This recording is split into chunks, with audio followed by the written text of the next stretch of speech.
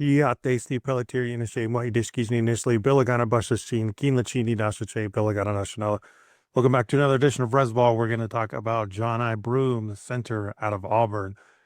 Maybe the most decorated player we're ever going to talk about here in this 2025 NBA draft class. Johni Broome has been in college basketball 5 years across 2 schools, and boy, oh boy, has he done a lot. So let's get into Johni Broome right about now. Johni Broome comes from Plant City, Florida, and Plant City High School, where he spent, I think, just the first year of his high school career. It's uncertain. I know he ended up going to Tampa Catholic High School for his senior year, transferred over there to Tampa outside of Plant City. And at Tampa Catholic High School in his senior season, Johni Broome averaged 19.6 points per game, 10.9 rebounds, 2.2 blocks per game. Get used to those splits of stats because that's pretty. If you don't know a Johni Broome, like that's pretty standard of a lot of points, a lot of rebounds, a lot of blocks. Another fun fact about Johni Broome is he got his degree from Auburn back on December 14th, 2024, the same day that the Auburn Tigers defeated the Ohio State Buckeyes. So cool, fun fact that Johni graduated the same day they beat the Ohio State Buckeyes. So shout out to Johni Broome. Good job getting your degree, man. Let's check out Johni Broome again. So many accolades. NCAA All-Region Tournament Consensus All-American. 2024-2025 SEC Player of the Year. 2-time All-OVC when he had his time at Morehead State. 3-time All-SEC all 3 seasons he's been in at Auburn. 2-time All-OVC Tournament. 2-time All-SEC Tournament. SEC All-Defense. 2021-2022 OVC. That's Ohio Valley Conference. I should have said that. Defensive Player of the Year. The season before that, 2020-2021 Ohio Valley Conference Rookie of the Year, the Ohio Valley Conference Tournament MVP 1 year, and then the SEC Tournament MVP another year. Again, this is somebody that has won every award you can think about. 2 seasons at Morehead State, and then the final 3 at Auburn. The final season here at Auburn, Johni Broome scored 18.6 points per game, pulled in 10.6 or 10.8 rebounds per game, 2.9 assists per game, 0.9 steals per game, 2.1 blocks per game, and 1.6 turnovers per game. Shooting splits for Johni Broome are 55.9% from 2-point range, 27.8% from 3-point range, and then 58.7% from that free throw line. All of this translates into a true shooting percentage of 54.7% for Johni Broome. Over 20% defensive, or over 20% total rebounding percentage, 26% defensive rebounding, 14% offensive rebounder. I think maybe if you had to be like, okay, what's Johni Broome's standout skill? Because if you heard Jam and I talk about Johni Broome, we've kind of gone back and forth on him a little bit. And Jam is like, I'm not really sold on him. And I kept telling Jam, he's more of like a jack of all trades, where you look at him, you're like, yes, he can shoot. Yes, he can do all these things. But I think if you did have to go to bat for Johni Broome, one skill, I think it really is on the glass on both sides. 5 years in NCAA basketball, there's only 1 year where Johni Broome posted under 26% defensive rebounding percentage. That was his first year at Auburn. And there's only 1 year where Johni Broome posted under 11% offensive rebounding, which was his 4th year, senior year at Auburn. Every other year, like you don't see many guys post over 10% on the offensive glass. 3 years, 2 at Morehead State, 1 in the final year at Auburn, over 14% on the offensive glass, and 26% or above first 2 years at Morehead State, and then the final season at Auburn. I mean, really, really, really gets after it on the glass, both due to physicality and understanding a position and just being smart. I think this is one of those guys that's been instinctual as a big man down low on both ends, whether it was scoring as a guy that's more of a traditional back to the basket kind of center, and as a shot blocker and rim protector.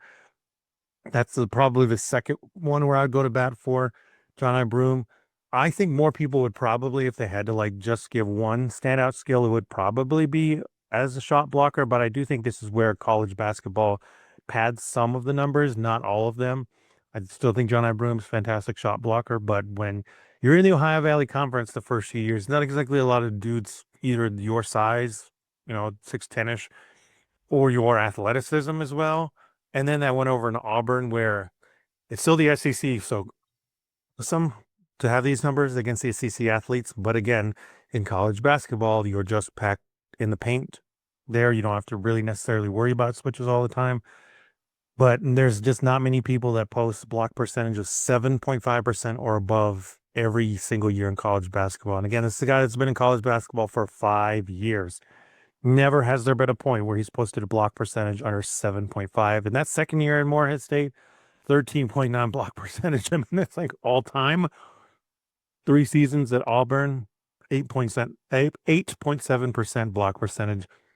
You don't see that kind of block percentage in an SEC school. If it wasn't for Walker Kessler, I mean, Johni Broome would be more celebrated as a shot blocker at Auburn, but Walker Kessler is the all-time ever, possibly. So, but even then, the rebounding, the shot blocking, if you just want a guy to do big man stuff, like, don't even really matter about all the other things. There have been so many dudes in NBA history who've made a career off just those two things. Like, hey, we need a guy that can really get on the glass as a backup. Hey, we need a guy that can block shots and protect the rim on our stars. It's like, well, this guy does it at an elite level. He's been doing it at an elite level, both at a quote unquote mid-major and at the most athletic conference in college basketball in the SEC across 5 years. At the combine, Johni Broome measured in with these measurements here as Hoops Hype that wants to defy me and not put up the actual stats. So let's go here. 6'9.25" without shoes. So this is a legitimate 6'10" guy on the court in shoes. 249.4 pounds, and Johni Broome had a 7'1/4" wingspan. So good measurements there. And I think this is somebody that maximizes his tools every time he's out there. Again, the defensive numbers, the block numbers. You would think this guy has like a gigantic wingspan to be putting those block numbers up and have like standout physicality.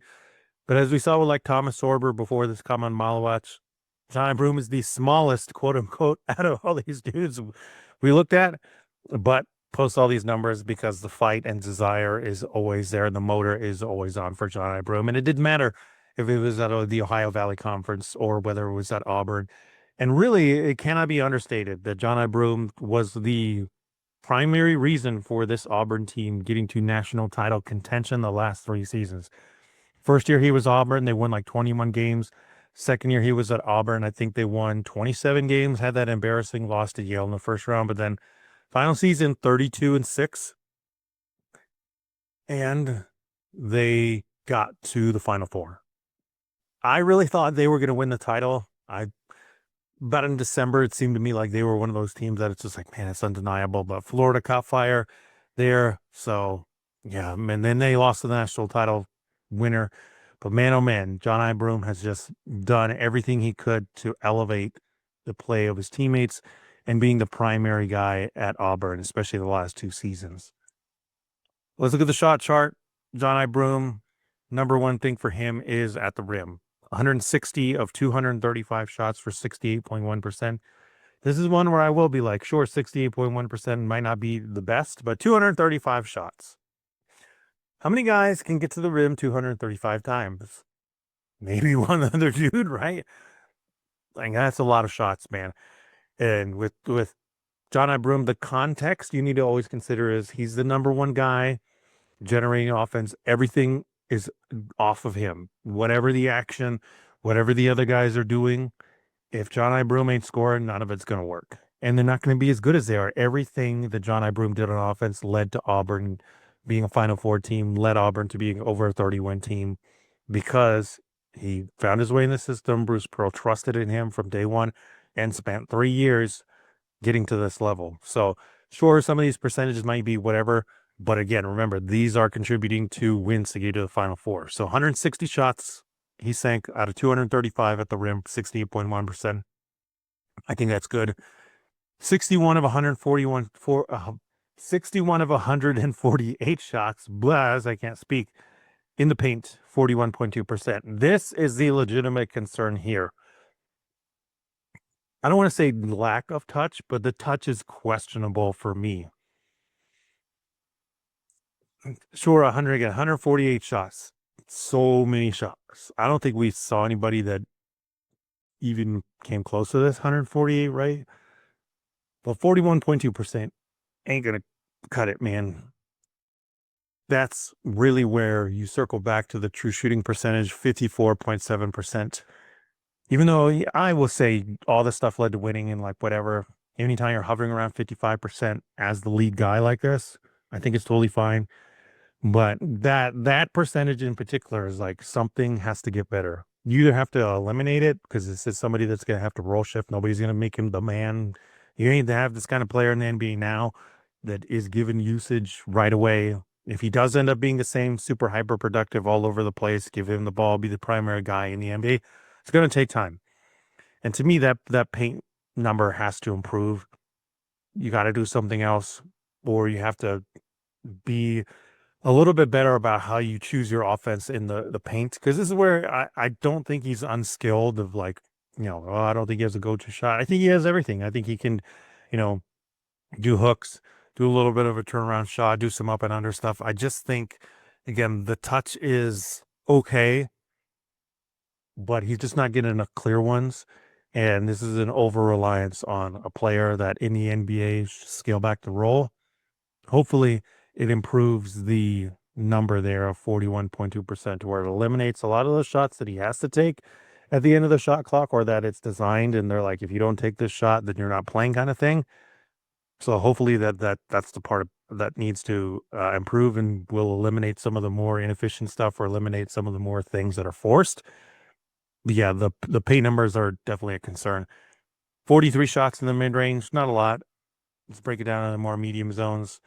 The one he took the most was from the left baseline, 17 of 18 from left baseline for Johni Broome, 38.9%. Not great. 8 of 16 from right baseline, 50%, and then 4 shots from left elbow, 5 shots from right elbow. No real elbow jumper to speak of. Microscopic sample size, it doesn't matter. And this is a guy who's going to go shift from being the man to being a more supplementary big. That's why I highlight the rebounding and shot blocking. I think that's going to be his calling card first and foremost. Even if he ends up in the first round, which I think is a distinct possibility, not many 24-year-olds get drafted in the first round of the NBA. The last one I can think of off the top of my head is Chris Duarte. So anybody else you can think of out there, let me know.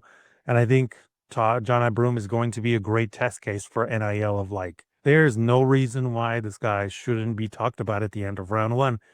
Of all the productivity, like, yeah, you're not going to, have him do the same role and be the primary guy. You're having him scale back into a role. But the two things that stand out are the rebounding and the shot blocking. So it's like, name me 30 guys that you're going to pick over somebody like this that has that track record, that's helped a team get better to compete for a national title every year, and just has hustle and desire, and like you trust with the ball in his hands, and you trust as a role player to know what to do, and has also tried to develop other skills. This year, the shooting didn't turn out so great. What did I say from 3-point range this year? It was 27.8%. Because that's the thing. If Johni Broome comes out last year, then it's like, okay, maybe there's some shooting potential here because he shot 35.4% from three last year. But then it went down this year to 27.8%. And the free throw percentage has never been better than 63.6%, which was his second season, sophomore year at Morehead State. So the free throw touch, there's no real indications there that it's like the mechanics are rock solid. And there's only one season where Johni Broome shot better than 30% from three. He took 93s this year. I think that's the part to look at it and think for encouragement is like, okay, we're approaching 100 threes, 25 of 90, 27.8%. I know the percentage is not good, but normally when all the things I highlighted of like, well, this guy had to take a ton of shots. He's the primary guy on a team that's pushing for a national title. They made it to the Final Four. Normally that guy is not expanding his game. He's just sticking to what is working. He's sticking to what is giving you wins. They're not giving him time to be like, all right, man, develop your jumper. But you know what? It did happen at Auburn. Last year proved he could get some more shine from three, and this year he took more. The percentage didn't end up being great, but it is at least there. I don't know if you drafted him at the end of round one, My gut tells me that's going to be eliminated, and that's like behind the in the gym behind closed doors of like, all right, bro, you can work on that now, but we ain't letting you bust that out in the NBA. My comp for John I. Broome is Gogo Batase because that's what it reminds me of. And I want to believe in the jumper, but this is the opposite of the Thomas Sorber thing where I'm like, you know what? He is so great on the glass. He is so great blocking shots. He got so much better as a passer. Like, why do you need him to do anything else? And he can be a really good pick and roll finisher. He can take advantage of mismatch and use his strength and his size to his advantage, like a Gogo Batase, because Gogo Batase was that same way where they were like, hey, we need you to, maybe be a shooter. And that was one of the things that people thought he could be. But his physicality was always there. His instincts to block shots were always there. And once he left Indiana and the Magic, like so great, snatching him up as a sleeper, like very smart move. Once he got there, they're like, no, man, we don't need you to shoot. Just be a big man. Just give us some great screens. Just protect the rim. Just shoot, these shots point blank. And we don't need you to do anything else. I think a John I. Broome can really succeed in that kind of a role as well. Because man, oh man, again, defensive rebounding, last 2 seasons, 213 or more. If you go on stretch it all 5, you said 180 or more defensive rebounds all 5 years. Offensive rebounding, he's had 91 or more offensive rebounds every last single season in his 5 years in NCAA basketball. Final season at Morehead State, John I. Broome had 112 offensive rebounds. Final season at Auburn, John I. Broome had 132 offensive rebounds. And really his best rebounding season was his final one from everywhere. 132 offensive rebounds, 257 defensive rebounds, 398 rebounds, which was one of the league leaders in all of NCAA basketball. And then he also saved the final season to have his best assist season, 104 assists to 57 turnovers. Very, very, very on the money there. 2-to-1 assist turnover ratio. Or the almost, and this is where, oh, my math is bad. Very close to 2-to-1 assist to turnover ratio for our guy, John I. Broome. 104 assists, 57 turnovers. Like, man, yeah. And it's same thing with Goga. Like, Goga got a little bit better as a passer. Sure, it's more of like connective stuff, but it's something that is a mature aspect of the game that you can trust him on the short roll, that you can trust him to find the mismatch when he's backing dudes down in a mismatch situation and stuff like that. Find the open shooter, do some hockey assists, find, one pass that gets to the extra pass to the guy open. There's just so much solid things of big man skills with the John I. Broome that it's like, yeah, at the end of round one, why wouldn't you do this here? All that said, where do I have John I. Broome? I have him there. I'm still debating. It's like 28-30, somewhere in there, as I finalize the big board. I had him at 50 for a while, but again, it's like, and once you start getting into like 20s and beyond, I think the better idea is to find the role player and to find the guy that fits the system. There are the Jimmy Butlers out there. There are the Desmond Baines, but I would argue still that those guys were drafted to fill the role and like be who they were at that point, which Jimmy Butler was a defensive guy, didn't shoot threes, but you could trust him to get some shine with the ball in his hands and number one, fill the role as a great perimeter defender, which he did. And Desmond Bain, same thing. Like the passing and the on-ball stuff got better, but immediately they're like, we just need you to be a shooter, and then behind the scenes work on that other stuff. And then when they saw it was real, they turned the ball over to him. Not gonna say again, Goga Batase is my comp for John I. Broome because I think it's that same thing. It's like if you probably focus on the perimeter stuff and you're like, oh, let's make him a stretch big, it's not going to be as successful as just understanding this dude is physical. This dude fights. This guy is one of the best rebounders in college basketball. This guy is a fantastic shot blocker that every year proved that he's going to protect the rim. And in the final season, got really good as a passer to open up his play and get this team over 30 wins and get to the Final Four. So many great things on John I. Broome online as well. Cash Iggy has just about all his games for a while now, a couple years. Go check out Cash Iggy stuff on John I. Broome. So many good games to look at there. College basketball scouting has a nice scouting highlights on John I. Broome as well. Frank Mitchell Smith, about 3 months ago, put out The Incredible Rise of John I. Broome. This is short, but definitely worth looking into. And then Nell B, that's Nell lowercase b. Great, great, great. Another one that I used to see a lot more stuff from, but I haven't seen as many, but another good scouting breakdowns there. And then I want to say there was another one here. Next ones has some great stuff here. And the basketball vaults. That's the last one. Another one. How good is John I. Broome? Actually, I do think this is another great one to look into of that, because anytime you have like a 4 year, 5 year player that people want to argue for in round one, and that people continue to go back for, even though they've tested and gone back. I think that is the other, side of the coin, where I forget who we did this last with, of like how good is somebody. It might have been Kaman Malawach, where you're like, okay, this is a late riser. They didn't start playing basketball until they're in their teens. Like, what exactly are they? What's the ceiling? For this one, it's like, okay, we know they're the man. We know they've been hyper productive. We know they led to wins in college basketball, but like, what does that actually mean in the NBA? What do they become, and how good can they be in whatever their NBA role is? So the basketball vault, how good is John I. Broome actually? I mean, you just can't go wrong with John I. Broome. So many good things as a big man. The rebounding, the shot blocking, second to none, the passing ended up being great. I really think John I. Broome is going to be something like Go Bathatse in the NBA. Yeah, thank you so much for listening to us. We will get to a new position group as we get closer and closer to the draft. I will continue to do these. I really tried to design these to where before the draft, I try to do as many guys that I know are going to be guaranteed draft. And then as the draft comes, I'm going to continue to do these breakdowns of guys that probably will go like round 2, and guys that are going to go undrafted. So that way, when they're on your summer league team, when they're on the 2-way or whatever, you can hear from us about these dudes. So keep an eye out for that, and keep an eye out for our next position group. Yeah, once again, we will catch you next time. Good night.